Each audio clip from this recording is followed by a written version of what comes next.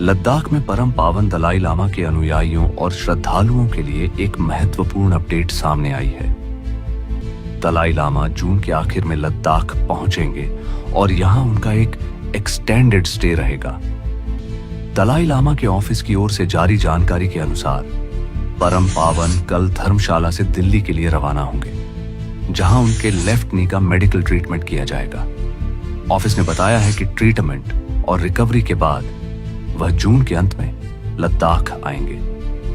दलाई लामा का लद्दाख के साथ गहरा आध्यात्मिक और सांस्कृतिक रिश्ता रहा है। ऐसे में उनके आगामी दौरे की खबर से पूरे क्षेत्र में खुशी और उत्साह का माहौल है।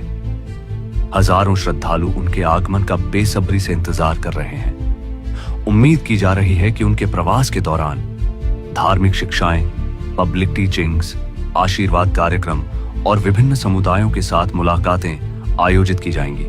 हालांकि विस्तृत शेड्यूल अभी जारी नहीं किया गया है। फिलहाल श्रद्धालु परम पावन के सफल ट्रीटमेंट और शीघ्र स्वस्थ होने की कामना कर रहे हैं और जून के आखिर में उनके लद्दाख आगमन का इंतजार कर रहे हैं।